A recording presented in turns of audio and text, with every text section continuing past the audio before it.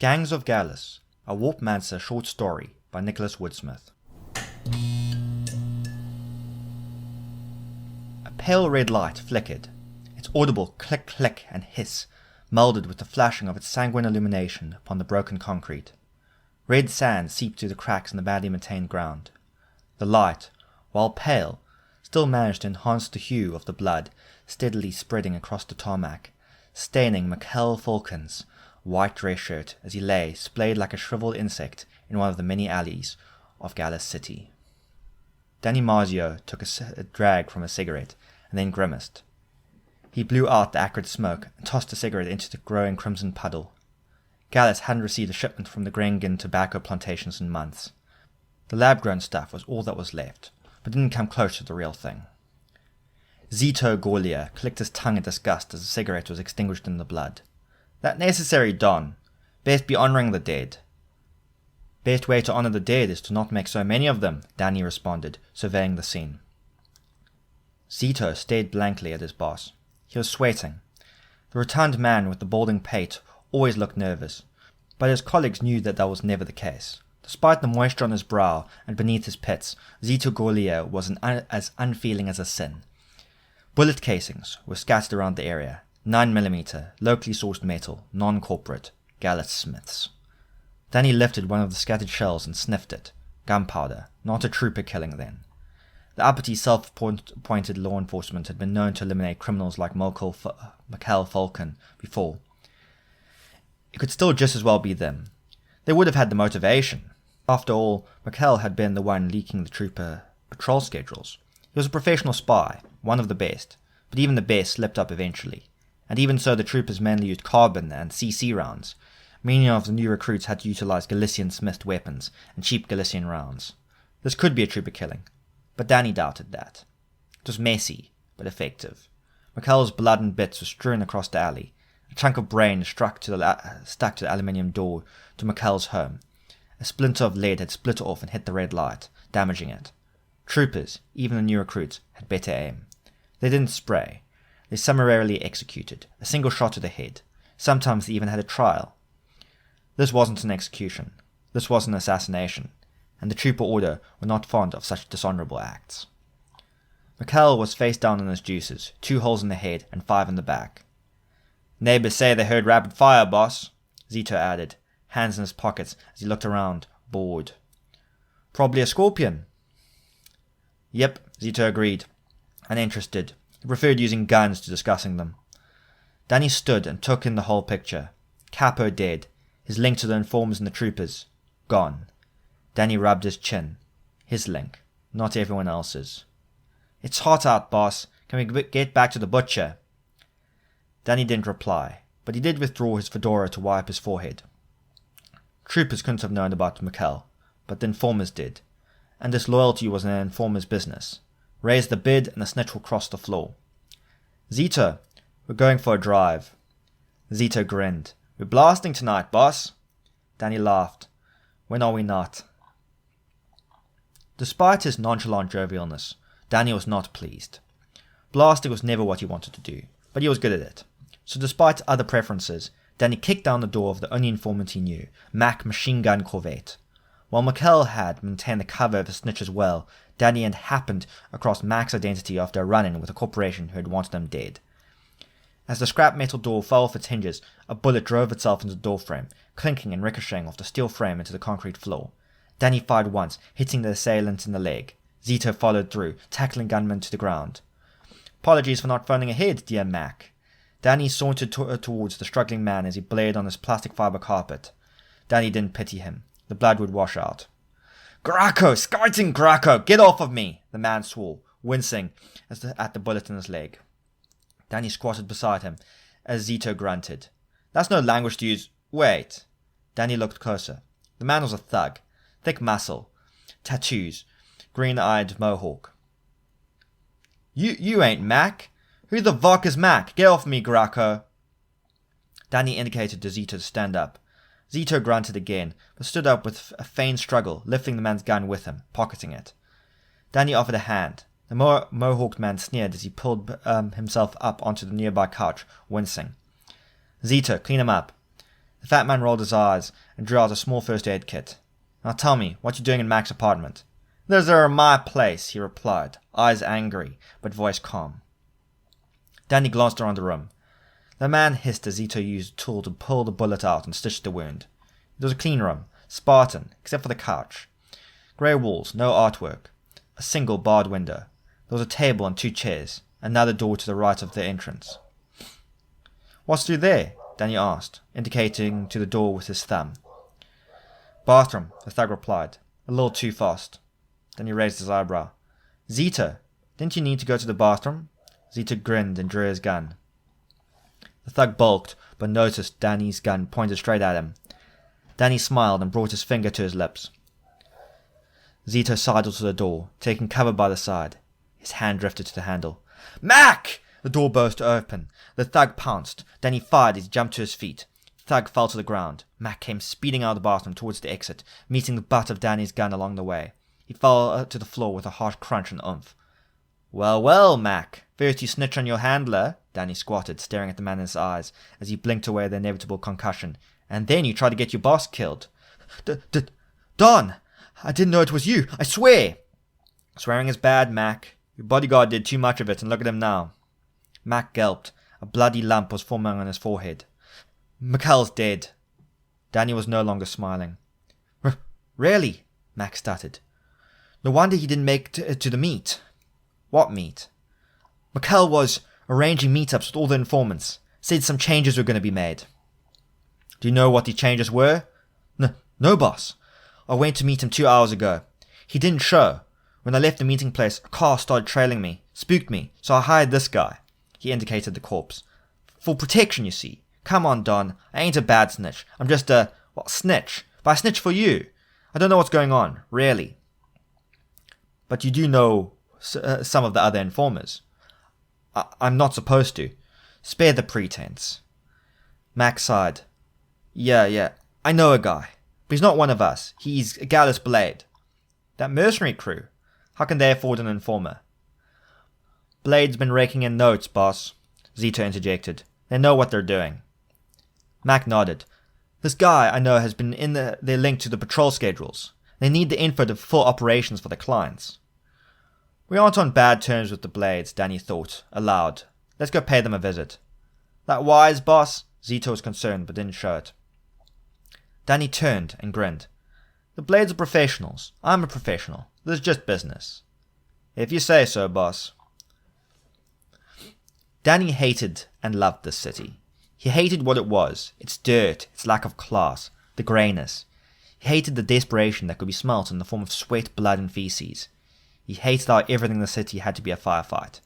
He hated that Zito glorified the blasting that had become their nightly routine.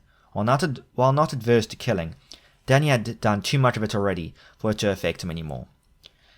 But he did see it as a waste.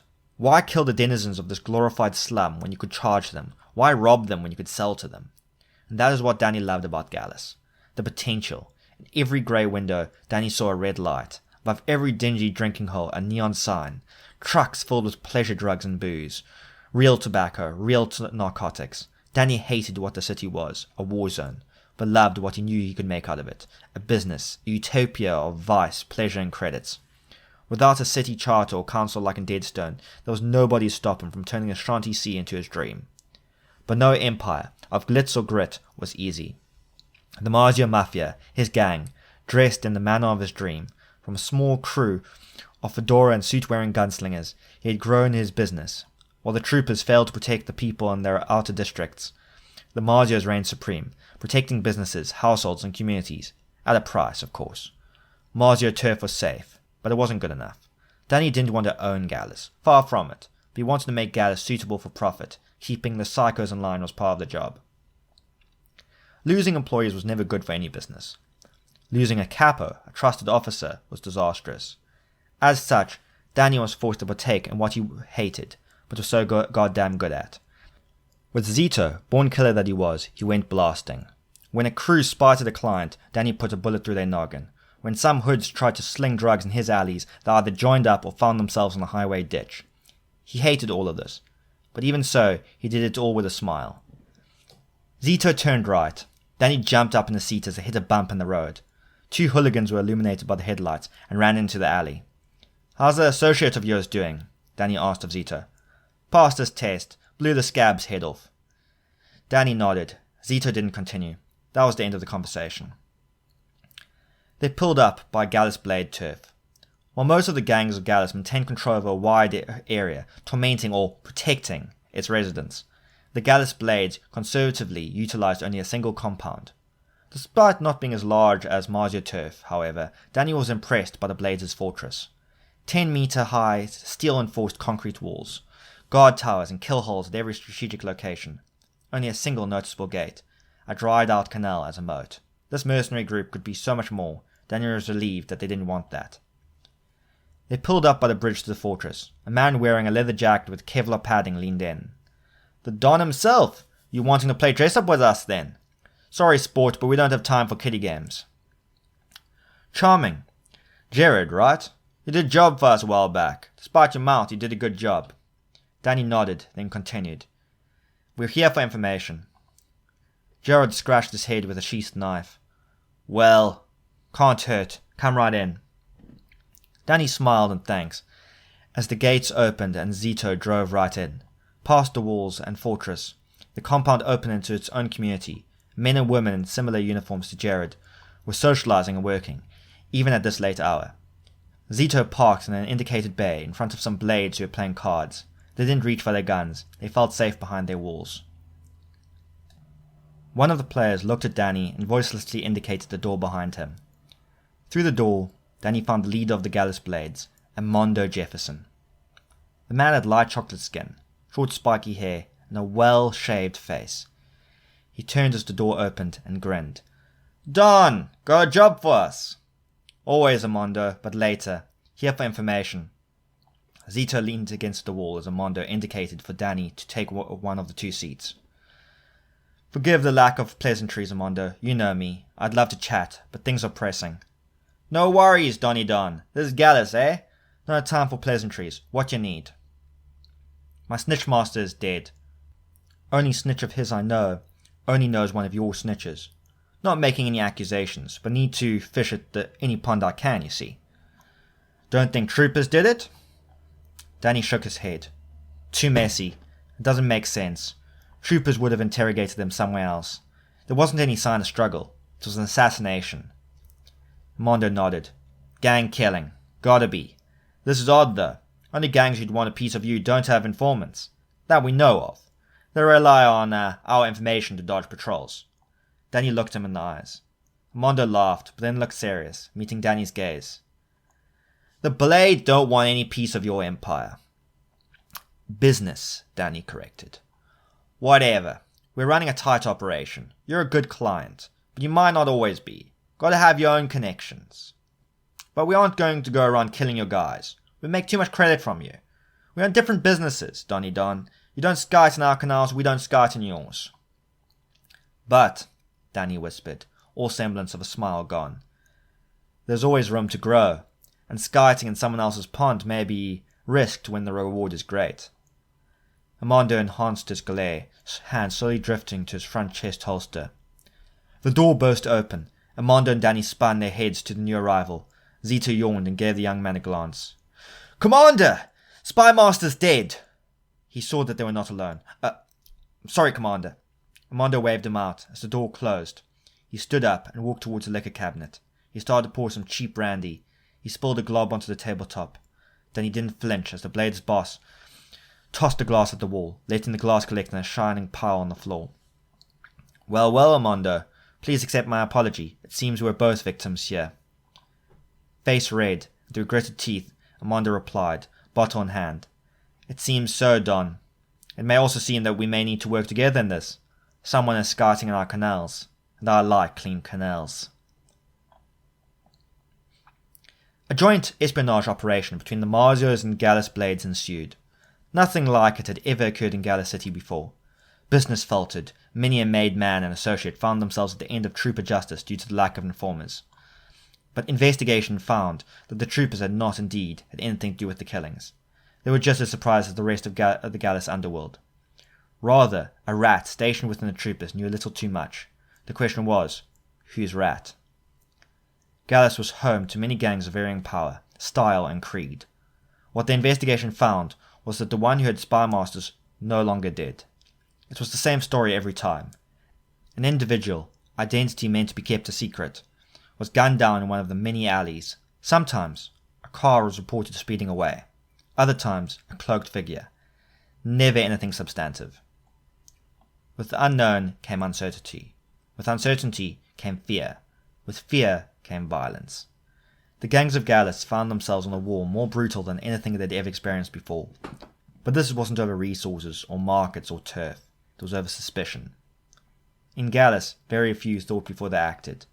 The Galis Blades and the Marzios were two of the few who did. But the rest of the mob were not helping this process, as both gangs had to defend their borders with lead, which further heated up the conflict. "Don!" Mac gave a nervous bow. Danny waved him in. He sat in the back room of The Butcher, his headquarters. The room was cool and classy. Red velvet, Mozart leather, artwork, books. It was a room that exuded wealth and culture. Danny, despite his profession, was erudite. He wanted people to know it. I found one of McKell's informants, boss." "What did he say?" "Nothing. Dead in a canal." Danny pinched the bridge of his nose and closed his eyes to fight off a headache. "Anything else?" Mac shrugged. "Was told to tell you that the business is getting tough. Troopers aren't the problem no more. Siliths, the gang, not the insects, are encroaching on our turf. We lost an entire block a few hours ago. 3 made men dead. Kappa got out." "I know, Mac. Last thing I wanted was a war. Didn't even want an empire. Too unwieldy. I just wanted to sell hookers and crank. Was that too much to ask?" Mac snorted. "Finding the murderer isn't even the problem no more. Ain't it, Don? Could we just as well blame it on someone else? Just need to get the Vowels to stop eating each other." Mac turned to leave when Danny jumped up, his rare wooden chair falling to the ground. "Mac! That's brilliant!" "What is, boss?" "A scapegoat," Danny muttered to himself. "That's what we need. Isn't coming back, no matter if we catch his killer. What matters now is stopping this damn war." Mac stood, silent. "Get a car around, Mac. I need to see Armando." "Righto, boss." Danny waited inside the domed hall in the corporate district of Galis City. The glass ceiling let in the natural light of Extos 3, the star which this planet revolved around, while stopping its heat. This was a conference center for intercompany deals, rentable by any party. It was nestled in the shining corporate district, a zone which existed long before the refugees came flooding in from Red Sand. Here the troopers actually held power, and this is why Danny chose this location. No gang, no matter how tough, would risk a war within the trooper territory. There would be peace here, for now. The Marzios and Blades had sent out missives and gossip mongers around the city. The message was the same for everyone. The Don had found the real culprit of the informant killings. He wanted to expose them in front of the entire underworld. It was made clear that any gang who didn't attend would be seen as complicit. No matter how drug-fueled, insane, or arrogant, all the underworld bosses knew that they couldn't risk not being at this meeting. As such, a myriad of vehicles lined the streets outside the domed conference building. Galis Blades arrived in armored cars, Purgers walked, Siliths in buggies. Tens or more of cars arrived, bearing leaders of gangs that Danny had never even heard of. The entirety of this gargantuan city's underworld was at his fingertips. "This gonna work," Danny heard Zito mutter. "Come on, Zito," Danny grinned. "It's me." Zito snorted. In amusement or doubt, Danny didn't know. The leaders filed in, corporate security scanning them for weaponry. Many of them balked at the treatment, but none left because of it. After half an hour, the corporate security team had to bring in reinforcements to carry the confiscated weapons to safety. The gang sorted themselves by alliance, forming a mishmash of different colours and uniforms. Armando sat next to Danny. Corporate security guarded the entrances with submachine guns. As the final leader sat down, Danny left a seat and stood at the podium in the centre of the gallery. He smiled, took in a deep breath, and spoke. "Friends, enemies, gangsters. I've gathered you all here today to solve our mutual problem." "Get a move on!" a gangster from one of the Southside gangs shouted. Danny ignored him and continued. "These past weeks, our city and our enterprises have been burnt to the ground by one another. With our informants dead, We have lost our eyes and ears. Troopers pick us off. We kill what's left. All this accomplishes is the death of our mutual interests. Mutual, a man in the front row spat. Galis ain't big enough for all of us. Can't be mutual. We're not gonna share. Danny gave another fake smile. Au contraire, dear Silith. We can. Business is not a zero-sum game. We can all do business in the city. None of us is big enough to control it all. There's no reason to fight over it. If we stick to our borders, we all profit. Easy for you to say, the same man interrupted. You got an entire district. Which means nothing while we fight, Danny replied. None of us can conduct business as long as we are bombing each other.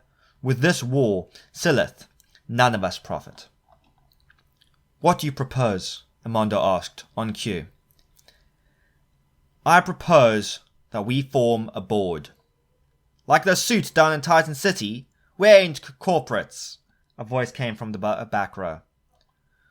Not a government, a board, to ensure negotiation, peaceful allocation of turf, and to aid us all in this industry we call crime. We rob blindly, we step on each other's toes, we intrude because we don't know who owns what. With this formal body, we can ensure that we all maximize our potential profit. None of us are going to be empires if we keep destroying one another. What we all can be, however, are businesses. Together, with the Galician Racketeering Board, we can ensure the future of crime in Galis City. The room erupted in shouts almost immediately.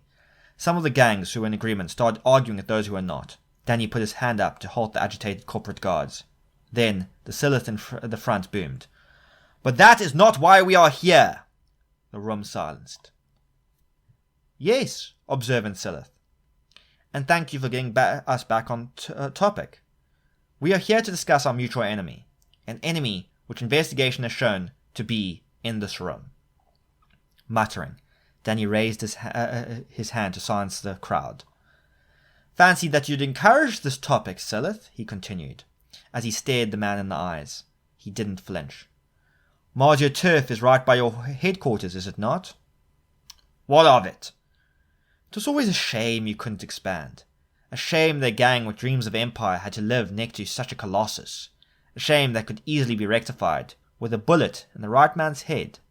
But why stop there? Galis needs an emperor, doesn't it? And all those pesky gangs in your way, and bullets are so cheap on Zona Nox. What are you getting at? The Silith still wasn't catching on. Siliths didn't lose their spy master. The rest of us did. That is a little bit suspicious, don't you think? With only you being able to dodge patrols, the rest of us would be dead by a trooper carbon round. Why do the dirty work when the 10 men can do it for you? The Silith and his cronies jumped. This is an outrage! Siliths do our own fighting! Tell that to the gallery. The Silith leader turned, sweating. Some of his neighbours began advancing towards him. He reached for his jacket, and as Danny had planned, pulled out a gun that he had managed to sneak past the security at Danny's orders. Corporate guards opened fire. The bullets rendered the Silith leader and his cronies. Danny didn't flinch as blood splattered on his face and clean shirt. As the bullets stopped, Danny continued. With our enemy gone, we can now have peace, and now convene the first meeting of the Galis Racketeering Board. There were no objections. No one dared to oppose the Margio Mafia as they left the dome. Most of the gangs who had noticed the corporate guards take off their armour to reveal Margio colours didn't raise a ruckus. But some gangs did resist the annexation. Danny eliminated them. The rest filed in. No trooper patrols happened by. Danny had their blessing. Uppity. Honourable. Just. The troopers were still subservient to credits. For the gangs of Galis, they knew that it was too late to resist. This city would be under Margio control, for better or worse. Danny had never wanted this type of empire, but it was a means to an end. The gangs would comply. Soon, they would even come to accept the rule of the board. Even now, many a smaller gang had joined the Margios, solidifying his control over the entire slum district. This was a good day, Danny smiled, sincerely as his driver drove in a convoy of black cars back to the butcher. Along the highway, previously alight with open warfare, Danny was pleased to see no smoke on the horizon. The sun was sinking as they took an off-ramp into the poor district. Much of the convoy had arrived much earlier to ensure the district would be defended against reprisals. Danny had arrived at a much more leisurely pace. This was his city now. He wanted to admire it. It would be changing soon. Might as well have taken a last look. This war that had lasted so long, the pointless conflict was over. There would be an empire now. Danny's empire. It wasn't exactly what he wanted, but Danny was an optimist. You compromised. This was a comfortable compromise for him. So what if he was an emperor? It didn't matter as long as he was also a businessman. Danny imagined red lights flickering. They seemed so real. It was getting dark now, as they turned into the butcher's street. Danny jolted in his seat as the driver hastily braked. Black cars were arranged around the street haphazardly. "Skite!" Danny swore, a rare feat. He unbuckled and left his seat. A crowd was assembled around the building. Most were fellow gang members. Many had been at the Dome. He was able to pass through easily. He almost gagged at the sight on the other side. Zita Golia, who had been sent out to secure the turf hours before, was impaled on the butchery sign. Where once a sign of a spitted pig was hung, the enforcer was dripping his guts onto the sandy street below. The steel door behind him was wide open. Danny entered, sidestepping the dripping blood and entrails. The butcher who manned the counter had met a similar fate. He was nailed to the wall, hand-length nails splaying him like an artwork. In his chest, written in his blood, was a rising sun. Danny choked down some bile, holding his mouth for good measure. He left the noxious room and surveyed the crowd. Black suits, wide eyes, sweat, not mere perspiration, like Zito, nervous sweat. His empire, his business. The red lights began to fade. Men, Danny stuttered, quietly, and then spoke clearly. "Reinforce the turf. We're going to war." In the days that followed, Danny gave up on the red lights. The rising sun, a warlord from the bandit town of Red City, had sabotaged the Galician underworld. In their fear and suspicion of one another, they had allowed themselves to fall. The south side fell in days. The gangs who didn't join the Zenites found themselves hanging by their own entrails. Danny realized that the war had blighted Galis for so long before was not really a war. It was business. With the Zenites, things changed.